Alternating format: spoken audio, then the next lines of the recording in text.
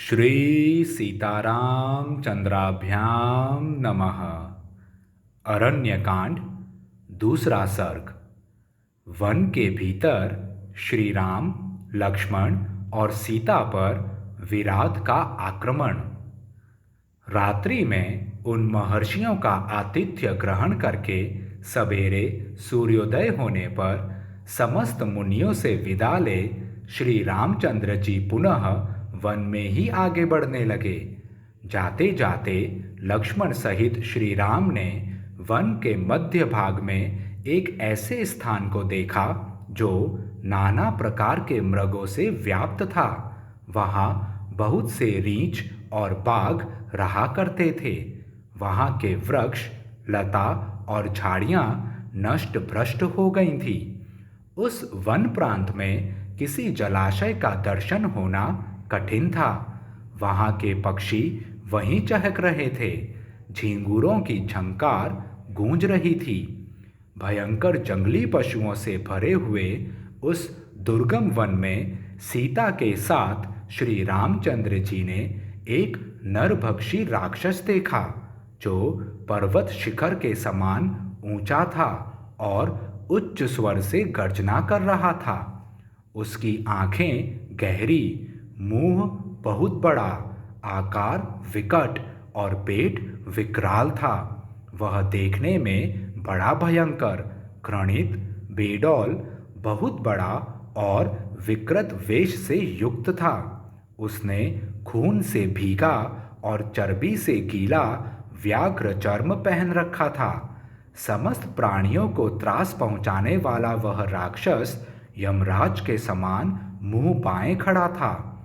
वह एक लोहे के शूल में 3 सिंह, 4 बाघ, 2 भेड़िए, 10 चितकबरे हिरन और दांतों सहित एक बहुत बड़ा हाथी का मस्तक, जिसमें चर्बी लिपटी हुई थी, गांथ कर जोर जोर से दहाड़ रहा था। श्री राम, लक्ष्मण और मिथिलेश कुमारी सीता को देखते ही वह क्रोध में भरकर भैरवनाद करके पृथ्वी को कंपित करता हुआ उन सबकी ओर उसी प्रकार दौड़ा जैसे प्राणांतकारी काल प्रजा की ओर अग्रसर होता है। वह विधेय नंदिनी सीता को गोद में ले कुछ दूर जाकर खड़ा हो गया। फिर उन दोनों भाइयों से बोला, तुम दोनों जटा और चीर धारण करके भी स्त्री के साथ रहते हो और हाथ में धनुष, बाण और तलवार लिए दंडक वन में घुस आए हो। अतः जान पड़ता है तुम्हारा जीवन क्षीण हो चला है। तुम दोनों तो तपस्वी जान पड़ते हो, फिर तुम्हारा युवती स्त्री के साथ रहना कैसे संभव हुआ? अधर्मपरायण, पापी तथा मुनि समुदाय को कलंकित करने वाले तुम दोनों कौन हो? मैं विराट नामक राक्षस हूँ और प्रतिदिन ऋषियों के मांस का भक्षण करता हुआ हाथ में अस्त्र शस्त्र लिए इस दुर्गम वन में विचरता रहता हूँ। यह स्त्री बड़ी सुंदरी है, अतः मेरी भार्या बनेगी और तुम दोनों पापियों का मैं युद्ध स्थल में रक्तपान करूँगा। दुरात्मा विराट की ये दुष्टता और घमंड से भरी बातें सुनकर जनक नंदिनी सीता घबरा गईं और जैसे तेज हवा चलने पर केले का वृक्ष जोर जोर से हिलने लगता है, उसी प्रकार वे उद्वेग के कारण थर थर कांपने लगी। शुभलक्षणा सीता को सहसा विराट के चंगुल में फंसी देख श्री रामचंद्र जी सूखते हुए मुंह से लक्ष्मण को संबोधित करके बोले, सौम्य, देखो तो सही, महाराज जनक की पुत्री और मेरी सती साध्वी पत्नी सीता विराट के अंक में विवशता पूर्वक जा पहुंची है।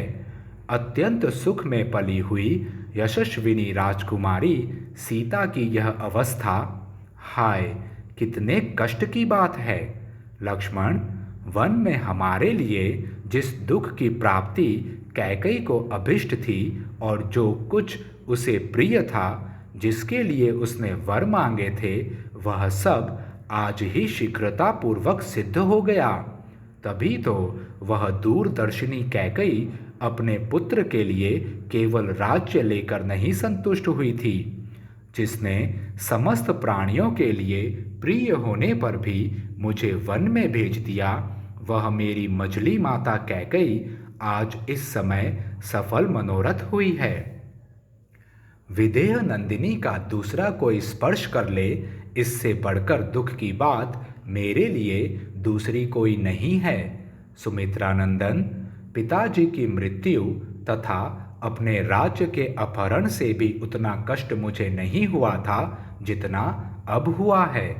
श्री रामचंद्र जी के ऐसा कहने पर शोक के आंसू बहाते हुए लक्ष्मण कुपित हो मंत्र से अवरुद्ध हुए सर्प की भांति फुफकारते हुए बोले, ककुत्स्थ कुलभूषण, आप इंद्र के समान समस्त प्राणियों के स्वामी एवं संरक्षक हैं।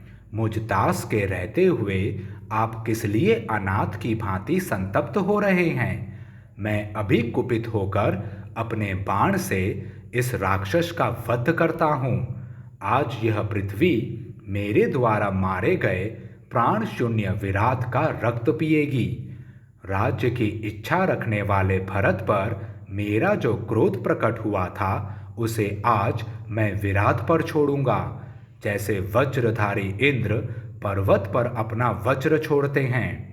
मेरी भुजाओं के बल के वेग से वेगवान होकर छूटा हुआ मेरा महान बाण आज विराट के विशाल वक्षस्थल पर गिरे, इसके शरीर से प्राणों को अलग करे।